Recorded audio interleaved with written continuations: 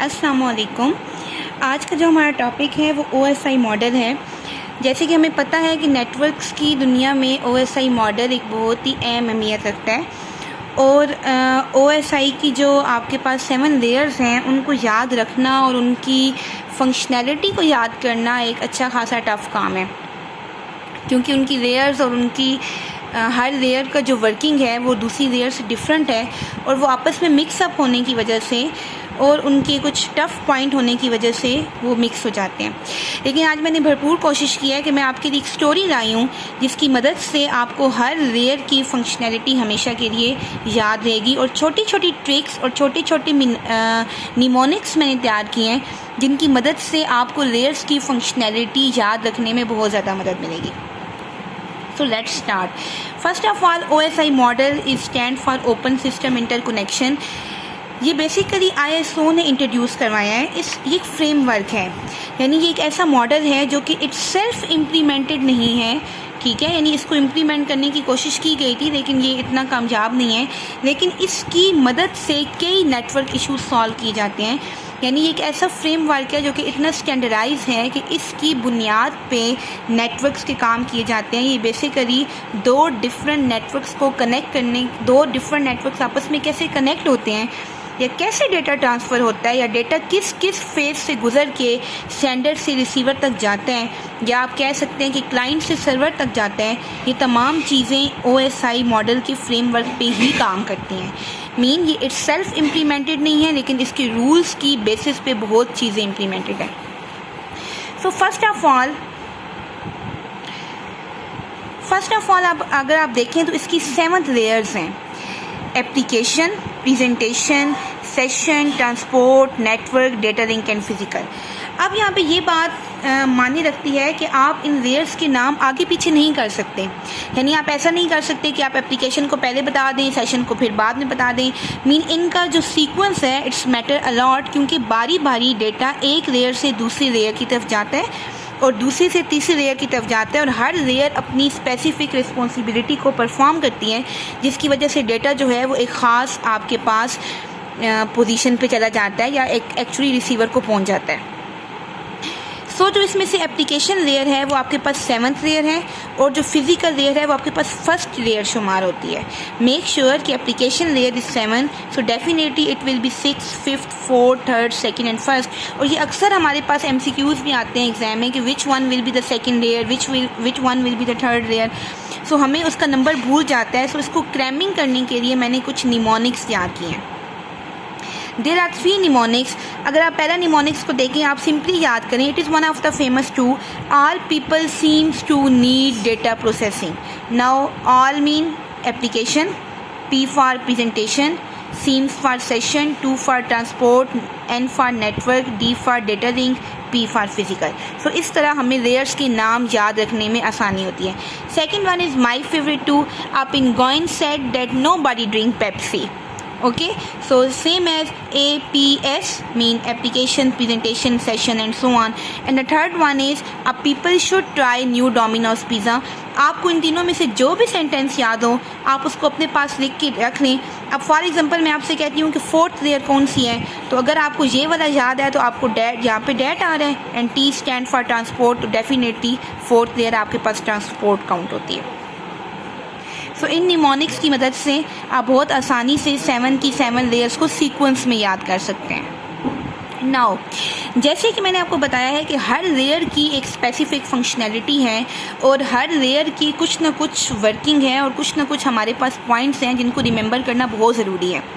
लेकिन अगर उन लेयर्स की फंक्शनैलिटी पढ़ने से पहले यहाँ पे जो मैंने एक स्टोरी क्रिएट की है, अगर आप उस स्टोरी को याद कर लें या याद ना भी करें, अगर आप उस स्टोरी को समझ लें तो आई मेक श्योर कि आपको OSI लेयर की फंक्शनैलिटीज़ नहीं भूलेंगी और आपको जब किसी लेयर की किसी भी काम में कन्फ्यूजन होगी तो आप एक दफ़ा अपने माइंड में ये स्टोरी रिकॉल करेंगे तो आपको डेफिनेटली चीज़ें याद हो जाएंगी।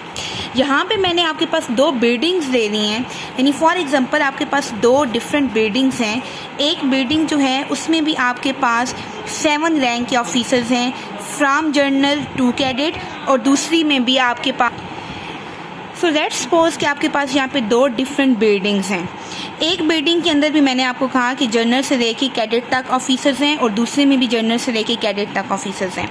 सो ये मैंने हर जनरल को, ब्रिगेडियर को, colonel, major, captain, lieutenant cadet को नेम दे दिए हैं और आप देखें कि मैंने इनको वही नाम दिए हैं जो कि हमारी लेयर्स का सीक्वेंस है। मैंने उन्हीं अल्फ़ाबेट से नाम स्टार्ट किए हैं, जैसे कि पीछे हम देख चुके हैं। For example, Appington said that nobody drink Pepsi.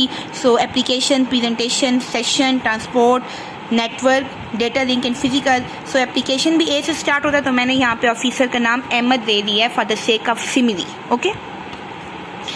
Now अब मैंने आपको स्टोरी बेसिकली क्या है कि ये दो बिल्डिंग्स हैं और आपके पास जो सबसे पहले जो जर्नल है उसको मिला है एमरजेंसी हाई अलर्ट के नाम से एक मैसेज मिला है। जो इस वाली बिल्डिंग है, जो यहाँ के लोग हैं, इन्होंने यहाँ पे कम्युनिकेट करना है। ठीक है, अब देखें क्या होगा। सबसे पहले जर्नल को मैसेज मिला एमरजेंसी हाई अलर्ट, कोई हाई अलर्ट आया है और वो जर्नल को पता चली है बात। नाउ जर्नल उस मैसेज को डायरेक्ट ब्रिगेडियर पीकू को फॉरवर्ड कर देगा। Here Piku is a simile of presentation layer. Whenever general अपना मैसेज नेक्स्ट लेयर को उसने सेंड किया है तो वो उसको एज इट इज़ मैसेज नहीं सेंड करता।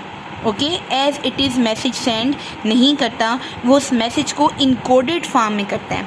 इनकोडेड फॉर्म में देखें, जैसे मैंने एमरजेंसी को अर्ली में चेंज कर लिया, हाई को हैवी में चेंज कर दिया और अलर्ट को एवेंजर में चेंज कर लिया।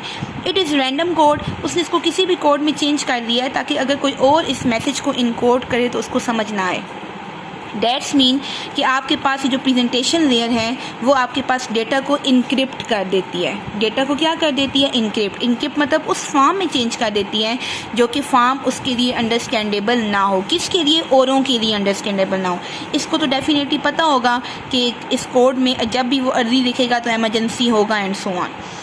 नाउ ये जो मैसेज है इसने इसको नीचे भेजा क्योंकि हमने उधर इन्फॉर्म करना है कैसा है। अभी हम तरतीब से चलेंगे। फिलहाल ये जो है ये टॉप से बॉटम सीक्वेंस जाएगा और फिर जब ये यहाँ पहुँचेगा तो ये बॉटम से टॉप जाएगा। OSI मॉडल इसी तरह काम करता है।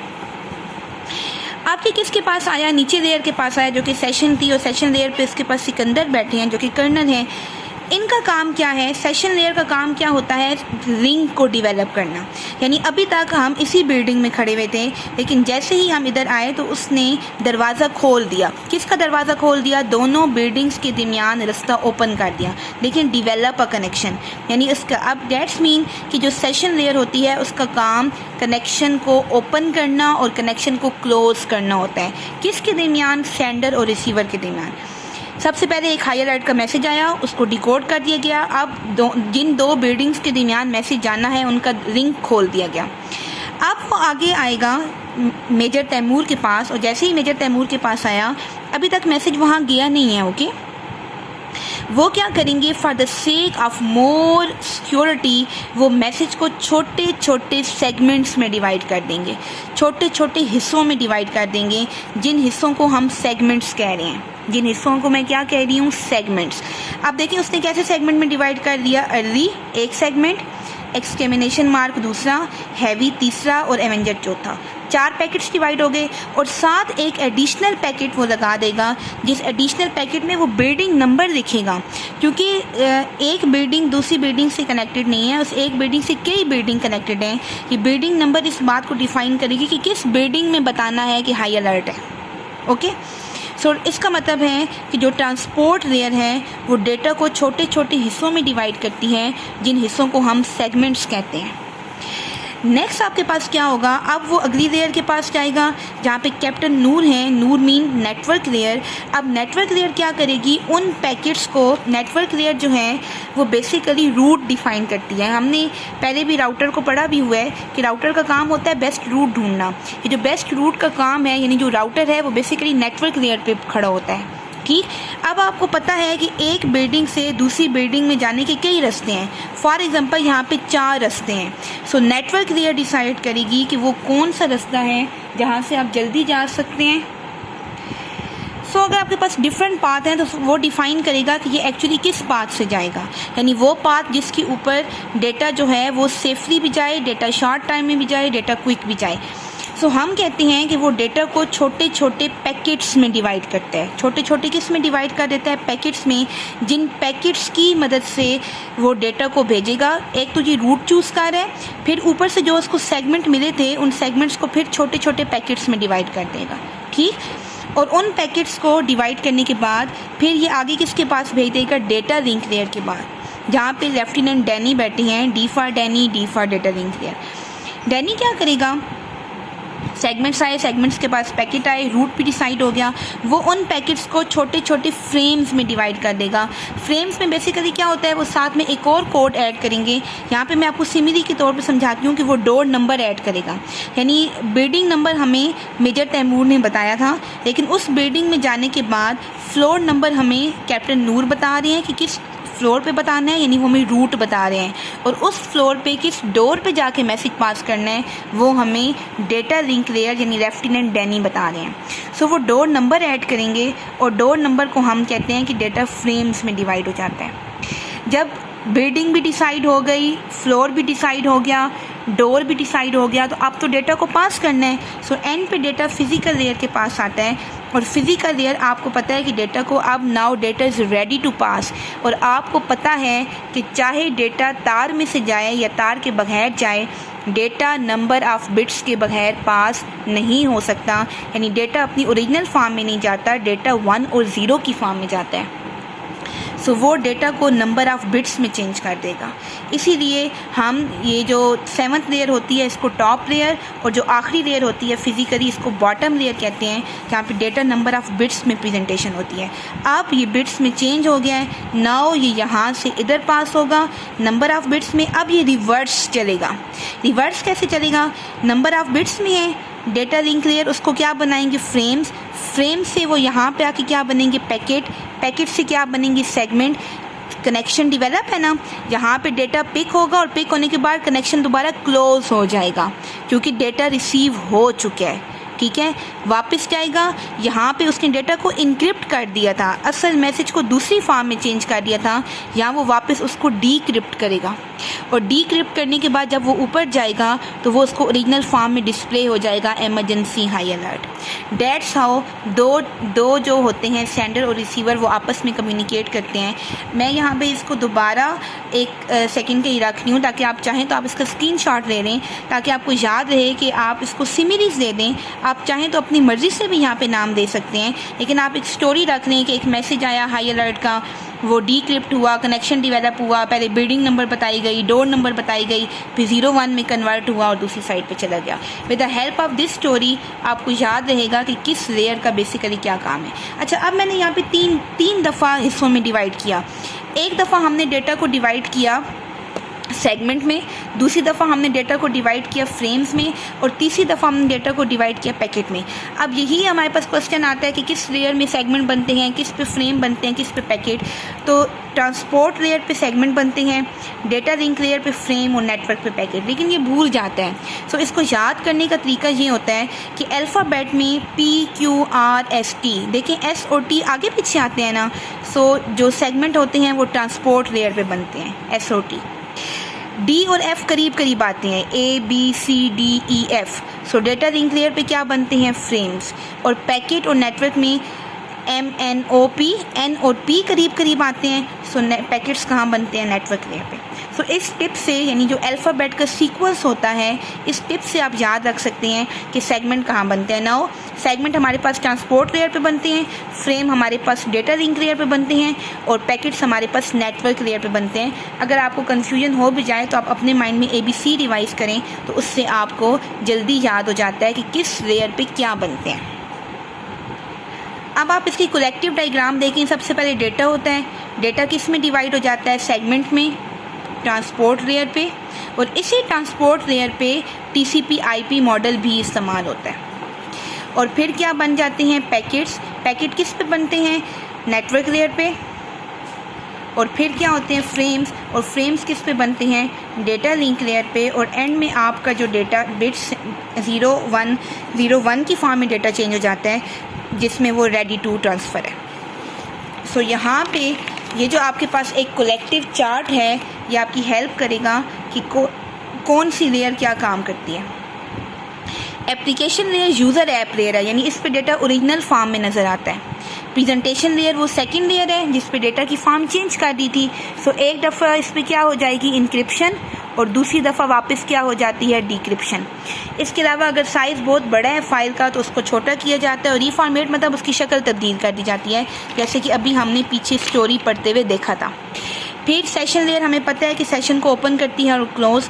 ट्रांसपोर्ट लेयर भी हम देख चुके हैं कि ट्रांसपोर्ट लेयर हमारे पास क्या करती है, उस मैसेज को छोटे छोटे सेगमेंट्स में डिवाइड करती है। सो सेम एज सेगमेंट्स में डिवाइड करेगी और प्लस हमारे पास डिलीवरी को इंश्योर करेगी। किसकी मदद से, टीसीपी आईपी मॉडल की मदद से। मैं इससे पिछले लेक्चर में टीसीपी आईपी को कंप्लीट एक्सप्लेन कर चुकी हूँ कि टीसीपी आईपी हमारे पास कैसे डिलीवरी को कंफर्म करता है। टीसीपी क्या होता है और आईपी इसका काम ही यही है कि ये इस बात की इंश्योरिटी करे कि डेटा अपनी जगह पे जाएगा।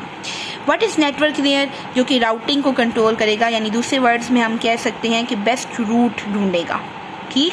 और next one is data link layer. Data link layer का काम यही है कि ये डेटा को किस में चेंज करता है, फ्रेम का, और एरर फ्री डेटा जाए, यानी यहाँ पे एरर की दोबारा चेकिंग की जाती है कि अगर स्टिल डेटा में कोई एरर है तो वो कंफर्म किया जाए, अगर नहीं है तो इसकी कंफर्मेशन के बाद डेटा नंबर ऑफ बिट्स में चेंज होता है और डेटा फाइनली सेंड आउट हो जाता है।